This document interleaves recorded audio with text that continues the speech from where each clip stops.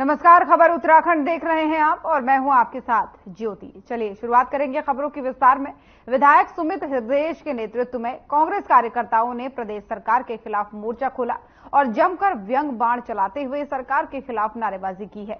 वक्ताओं ने कहा है कि जंगल पूरी तरीके से राख में तब्दील हो चुके हैं। इस दौरान कांग्रेस कार्यकर्ताओं ने सरकार पर जमकर निशाना भी साधा।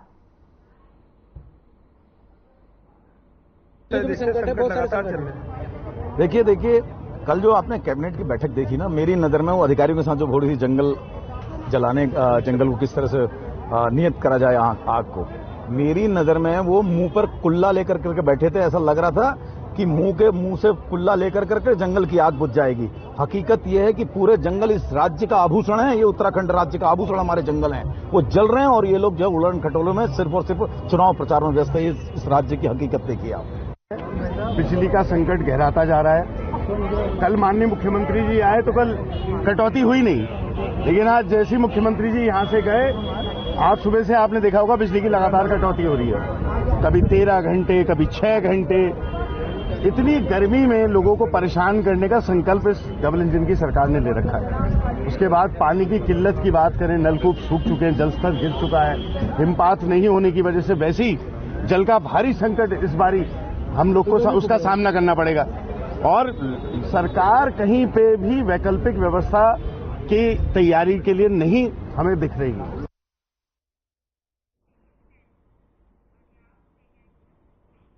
और उत्तराखंड में अब लोकसभा चुनाव की मतगणना होने के तत्काल बाद निकाय चुनाव प्रस्तावित हैं। लिहाजा निकाय क्षेत्रों में मतदाता सूची में नाम जोड़ने का सिलसिला शुरू हो चुका है। कुमाऊं के सबसे बड़े नगर निगम हल्द्वानी में निर्वाचन विभाग के निर्देश के अनुसार 15 मई तक का प्रत्येक वार्ड में मतदाता सूची में छूट गए मतदाताओं के नाम जोड़ने का काम किया जा रहा है। वहीं सिटी मजिस्ट्रेट एपी वाजपेयी का इस मामले में कहना है कि निकाय क्षेत्र में छूट गए मतदाताओं के नाम जोड़ने के लिए 15 मई तक व्यापक शिविर का आयोजन किया जा रहा है।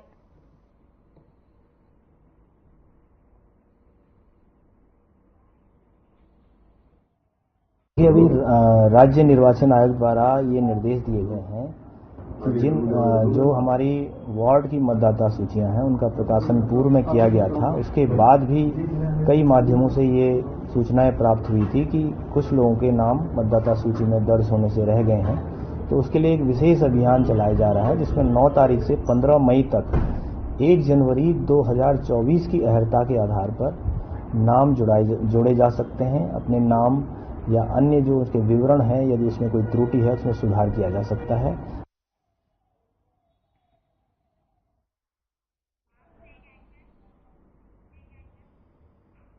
और लंबे समय से लापता गौरव डोभाल का शव किद्दूवाला रायपुर के जंगल में मिला है। मृतक किद्दूवाला की सरकारी जंगलात कॉलोनी का रहने वाला था और पीआरडी में तैनात था। बताया जा रहा है कि गौरव डोभाल जो है वो 10 अप्रैल को जंगलात चौकी किद्दूवाला से 10 बजे वनकर्मियों के साथ ओली गांव के जंगल में आग बुझाने के लिए गया था, जिसके बाद वो लापता हो गया। लेकिन अब उसका शव मिलने से हड़कंप मचा है। गौरव की मौत कैसे हुई है, इसकी जानकारी फिलहाल पुलिस जुटाने में लगी हुई है।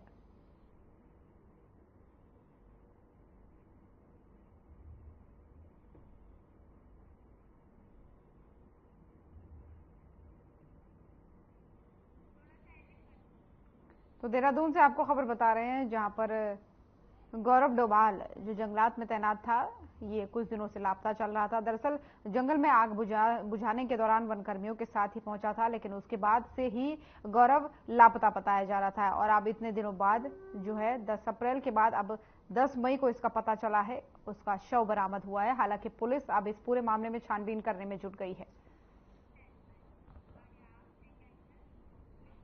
और हल्द्वानी पुलिस को बड़ी सफलता मिली है। दरअसल शहर में लगातार बाइक चोरी की जो है घटनाएं सामने आ रही हैं। वहीं आखिरकार पुलिस ने पूरे मामले के आरोपी को पकड़ने में सफलता भी हासिल कर ली है। एसएसपी प्रहलाद नारायण मीणा ने पत्रकारों से बातचीत करते हुए बताया कि शहर के अलग अलग क्षेत्रों में लगातार बाइकें चोरी हो रही थी, जिस पर पुलिस टीम ने सीसीटीवी की मदद से एक संदिग्ध को ट्रैक किया और आखिरकार आरोपी को पकड़ लिया गया। पकड़े गए आरोपी का नाम साहिल है, जो मूल रूप से रामपुर का रहने वाला बताया जा रहा है और यहां हल्द्वानी के बनभूलपुरा इलाके में रहकर रंगाई पुताई का काम कर रहा था। आरोपी के पास से 5 बाइकें भी बरामद हुई हैं।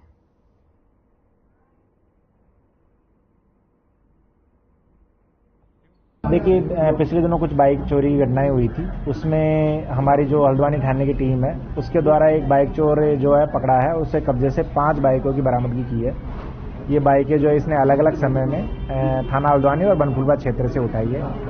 तो इसके कब्जे से 5 बाइक बरामद की गई। तो कहाँ का रहने वाला है? तो कोई ये वैसे मूल रूप से उत्तर प्रदेश रामपुर का रहने वाला है और बनफुलवा क्षेत्र में किराए पर रहता है।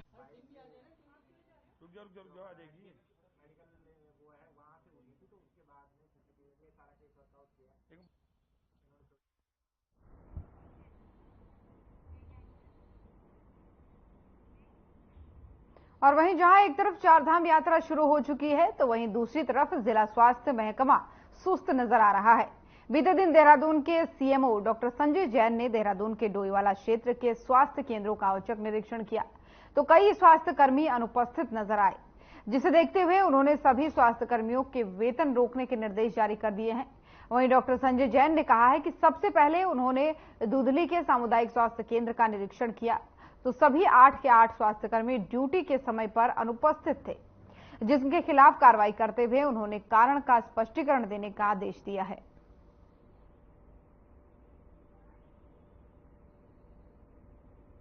आज मेरे द्वारा यात्रा रूट के डोईवाला ब्लॉक के कई अस्पतालों का औचक निरीक्षण किया गया था। तो जहाँ जहाँ भी स्टाफ या डॉक्टर अनुपस्थित मिले हैं उन सबका मैंने वेतन रोकने के आदेश कर दिए हैं और संबंधित मेडिकल अफसर को उनकी जांच करने के भी निर्देश दे दिए गए हैं तथा भविष्य में दोबारा ऐसी पुनरावृत्ति न हो उसके लिए भी कड़े आदेश जारी कर दिए गए।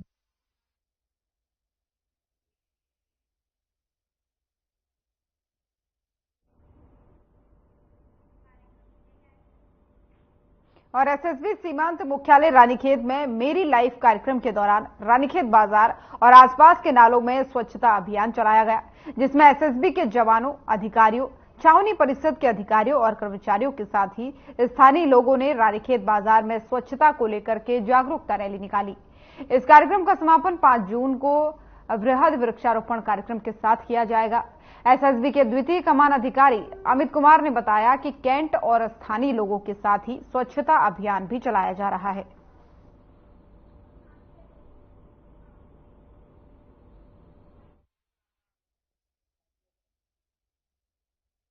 मेरी लाइफ कार्यक्रम जो भारत सरकार का कार्यक्रम है के तहत एसएसबी पूरे देश में इस कार्यक्रम को प्रारंभ 5 मई को कर चुकी है और इसका समापन 5 जून को होगा बृहद वृक्षारोपण के तहत, जिसके तहत आज हमने रानीखेत मार्केट से रानीखेत कैंटोनमेंट बोर्ड और यहाँ के जो लोकल पब्लिक है उनके साथ मिलके हमने सफाई अभियान मार्केट से लेके रानी झील वाटर सोर्स तक किया है और ये कार्यक्रम 5 जून तक चलेगा। मेरी लाइफ कार्यक्रम जो भारत सरकार का कार्यक्रम है के तहत एसएसबी पूरे देश में इस कार्यक्रम को प्रारंभ 5 मई को कर चुकी है और इसका समापन 5 जून को होगा बृहद वृक्षारोपण के तहत, जिसके तहत आज हमने रानीखेत मार्केट से रानीखेत कैंटोनमेंट बोर्ड और यहाँ के जो लोकल पब्लिक है उनके साथ मिलके हमने सफाई अभियान मार्केट से लेके रानी झील वाटर सोर्स तक किया है और ये कार्यक्रम 5 जून तक चलेगा, जिसमें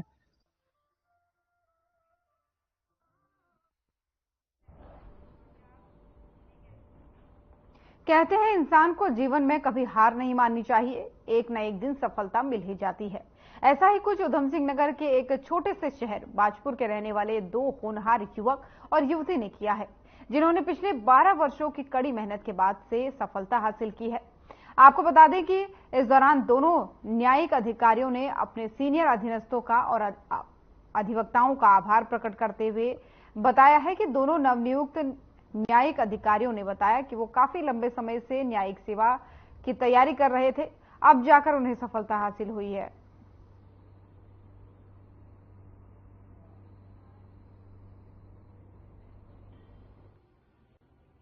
ये जुडिशियली जो है जो वकालत के पेशे में आता है तो जो वकालत करता है उसका हर बच्चे का ये पहला जो काम होता है कि वो मैं जुडिशियल अफसर न्यायिक अफसर बनूं।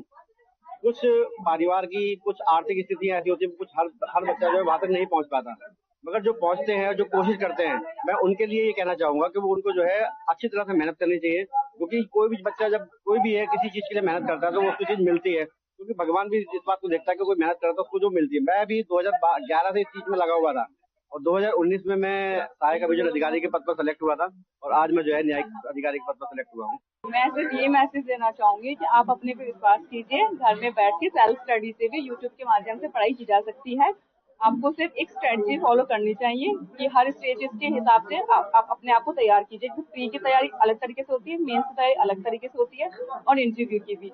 पर आप जब डेप्थ में पढ़ाई करेंगे सारे कॉन्सेप्ट क्लियर करते हुए, तो कोई भी फेस क्लियर करने में ज्यादा टफ नहीं रहेगा। बहुत अच्छा लगा। हमारी छोटी सी बाहर से 2 लोग जज बने हैं, बड़ी मेहनत करी इन बच्चों ने और मैं जो हमारे बाकी साथी हैं न्यू कमर्स में उनसे भी ऐसी अपेक्षा करता हूं कि वो मेहनत करते रहें, पेशेंस रखें और जरूर ईश्वर उनको भी सफल करेगा। हमारे बहुत सारे और बच्चे हैं जो इस मेहनत कर रहे हैं, जो जुडिशरी में जाना चाहते हैं और सबको मेरी शुभकामनाएं और इन लोगों को भी शुभकामनाएं कि अच्छे से इनका जीवन चले, अपने काम में सक्सेस हो और खूब तरक्की करें।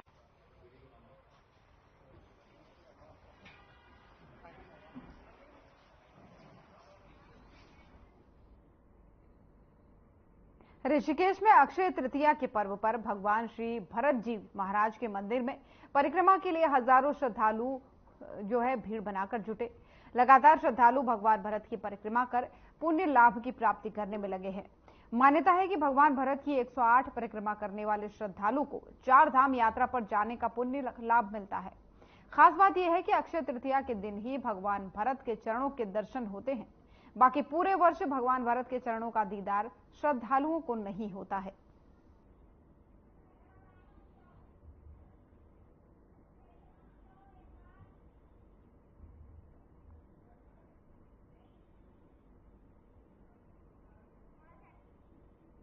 तो ऋषिकेश की ये तस्वीरें हैं जहां पर अक्षय तृतीया के पावन मौके पर लोग जो हैं भगवान भरत के दर्शन करने पहुंचे और मान्यता है कि 108 बार परिक्रमा करने से 4 धाम यात्रा के बराबर पुण्य लाभ मिलता है। और आज ही के दिन जो है भगवान भरत के चरणों के दर्शन होते हैं, जिसके बाद से फिर 1 साल बाद ही अक्षय तृतीया के मौके पर उनके दर्शन होंगे। और विश्व प्रसिद्ध 11वें ज्योतिर्लिंग केदारनाथ धाम के कपाट विधि विधान के साथ खुल गए हैं। वहीं आपको बता दें कि 10,000 से अधिक श्रद्धालु कपाट खुलने के गवाह बने। वहीं प्रदेश के मुख्यमंत्री पुष्कर सिंह धामी कपाट खुलने के अवसर पर विशेष रूप से मौजूद रहे। उन्होंने सभी श्रद्धालुओं को बधाई दी और देश प्रदेश की खुशहाली की कामना की और कहा कि इस बार 4 धाम यात्रा नया कीर्तिमान बनाएगी। प्रदेश सरकार तीर्थयात्रियों की सुविधा के लिए प्रतिबद्ध है। वहीं इस दौरान मंदिर को 20 क्विंटल से अधिक फूलों से सजाया गया। साथ ही कपाट खुलते समय तीर्थयात्रियों पर आकाश से हेलीकॉप्टर के माध्यम से पुष्प वर्षा की गई और श्रद्धालुओं के लिए जगह जगह भंडारे भी आयोजित किए गए।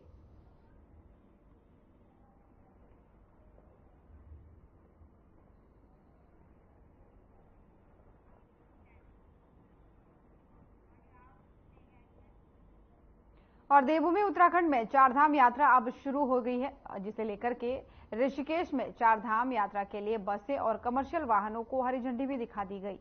इस बात को लेकर के आरटीओ प्रशासन सुनील शर्मा ने कहा कि ऋषिकेश के 4 धाम यात्रा के लिए 160 से अधिक बसों को रवाना किया गया। साथ ही उन्होंने कहा कि पर्यटन और परिवहन विभाग की तरफ से हर व्यक्ति के लिए अच्छे से अच्छा सुरक्षित वाहन कम दाम में उपलब्ध कराने की व्यवस्था की गई है।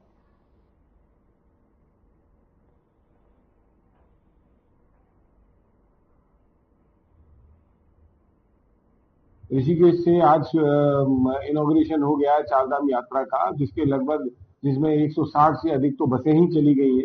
इसके अलावा बहुत सारे वाहन गए हुए हैं और हमारे द्वारा परिवहन विभाग द्वारा या टूरिज्म द्वारा पूरी व्यवस्था करी गई है कि जो भी व्यक्ति यहाँ पर आएगा उसको रजिस्ट्रेशन के पश्चात अच्छे से अच्छा और सुरक्षित वाहन उपलब्ध कराया जाएगा और यह भी सुनिश्चित किया जाएगा कि कम से कम दाम पर उसको वाहन उपलब्ध हो और वाहन का संचालन वाहन स्वामी या उसके ड्राइवर द्वारा सड़क सुरक्षा की दृष्टि से किया जाए, जिससे कि ये यात्रा सबके लिए सुखमय हो और बहुत अच्छी तरह से लोग दर्शन।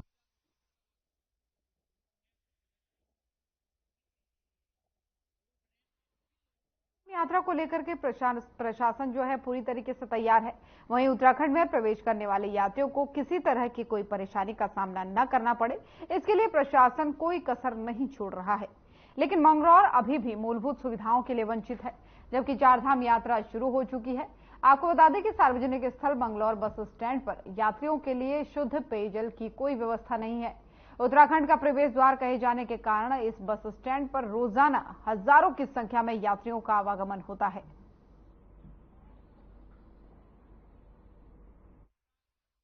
ये चारधाम यात्रा के लिए मंगलौर जो है उत्तराखंड का प्रवेश द्वार है और मंगलौर के अंदर तो वो सब कुछ होना चाहिए जो कि वहाँ चारधाम में जहाँ पर श्रद्धालु जाते हैं वहाँ सब कुछ, वो सब सारी व्यवस्थाएं मंगलौर में भी होनी चाहिए। सरकार ने तो ऐसे उल्टे काम किए हुए हैं कि कुंभ क्षेत्र यहाँ मंगलौर तक लगता नहीं है और हरिद्वार से 260 किलोमीटर ऊपर तक कुंभ क्षेत्र लगता है। तो मंगलौर को पहले सरकार ने इग्नोर किया है और फिलहाल प्रशासनिक अधिकारी काम कर रहे हैं। सरकार के हाथ में ही मंगलौर की नगरपालिका भी है और उनका भी ध्यान इस तरफ नहीं है।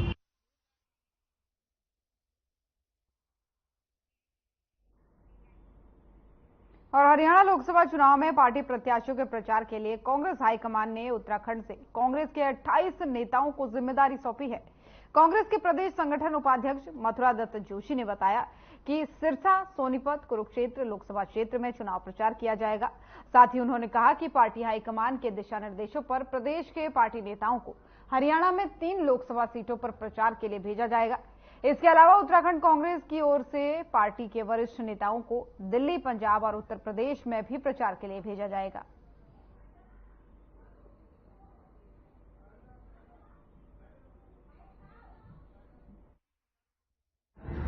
देखिए, अखिल भारतीय कांग्रेस कमेटी के निर्देश पर दिल्ली, पंजाब और हरियाणा के लिए कुछ कार्यकर्ताओं की, नेताओं की लिस्ट हमसे मांगी गई थी।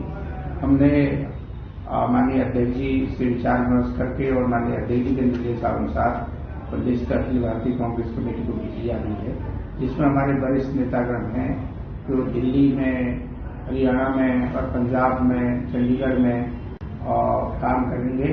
और इसके साथ ही हमारे कुछ वरिष्ठ नेतागण रायबरेली और अमेठी में काम करने की इच्छा जिन्होंने व्यक्त की है, उन लोगों को हम रायबरेली और अमेठी में भेज रहे हैं और आज शाम तक हमारी ये लिस्ट दिल्ली पहुंच जाएगी।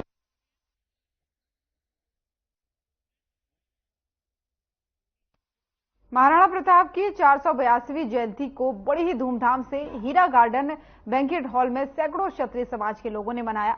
इस दौरान दीप प्रज्वलित कर पूजा अर्चना किए जाने के उपरांत केक काटकर महाराणा प्रताप की मूर्ति पर पुष्पांजलि अर्पित की गई और वीर गाथा के जज्बे पर प्रकाश डालते हुए उसके उपरांत लड्डुओं का प्रसाद वितरित किया गया। वहीं कार्यक्रम में क्षत्रिय महासभा के अध्यक्ष राजकुमार चौहान, जसपुर विधायक और उनके साथ साथ कई लोग भी मौजूद रहे।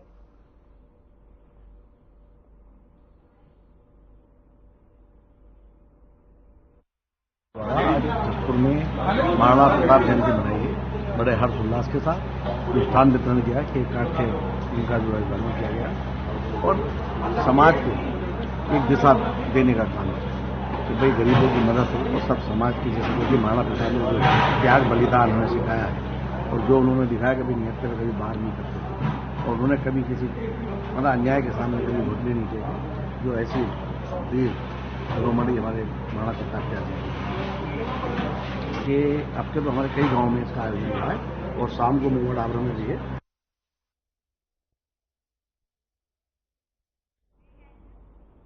और अखिल भारतीय क्षत्रिय महासभा ने एमपी चौक पर महाराणा प्रताप की जयंती धूमधाम से मनाई। कार्यक्रम में उपस्थित लोगों ने महाराणा प्रताप की प्रतिमा पर पुष्प अर्पित किए। वहीं इस दौरान अखिल भारतीय क्षत्रिय महासभा काशीपुर के अध्यक्ष विजय सोलंकी ने कहा कि अमर बलिदानी महाराणा प्रताप ने हल्दी घाटी के युद्ध में अकबर की सेना के दांत खट्टे कर दिए थे। उनके साहस के चलते ही मेवाड़ हमेशा के लिए अजय रहा।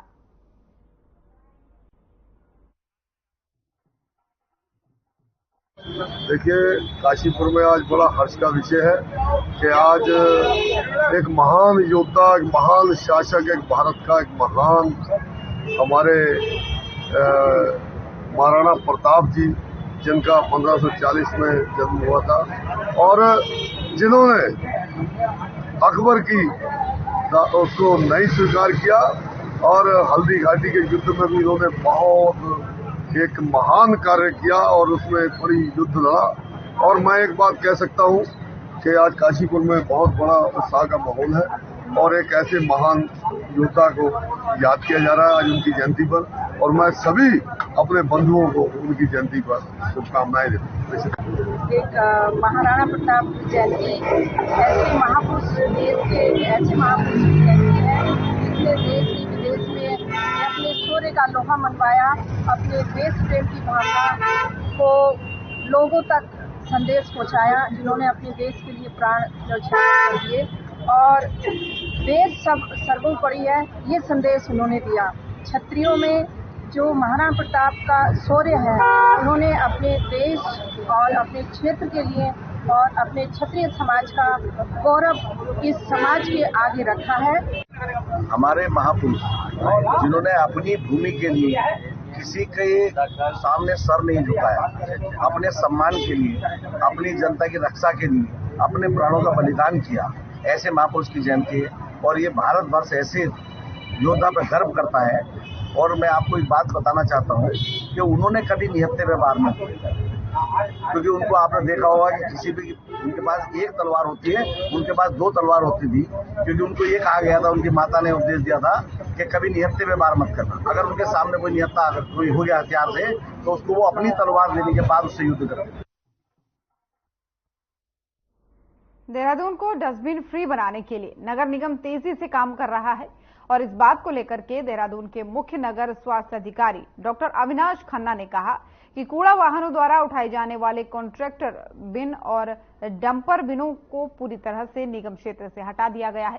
साथ ही उन्होंने कहा कि अब हमारे लिए मुख्य चुनौती है कि हमारे डोर टू डोर सर्विस को सुधारते हुए कूड़ा वाहनों के जरिए घरों से कूड़े का निस्तारण किया जाए। देखिए, जो हमारे कॉम्पैक्टर बिन्स थे जो हमारे डंपर बिन्स थे, जिन्हें सीपी और डीपी बोला जाता है, जो हमारे वाहनों द्वारा उठाए जाते थे, उनको जो है पूर्ण रूप से हम लोग जो है निगम क्षेत्र में पूर्ण रूप से हम लोग जो है उनको हटा चुके हैं। अब हमारे लिए उसके लिए मुख्य चैलेंज है कि हमारी डोर टू डोर सर्विसेज को और इम्प्रूव करते हुए, ताकि जो घरों का जो कूड़ा जो उत्पादन होता है घरों के अंदर से,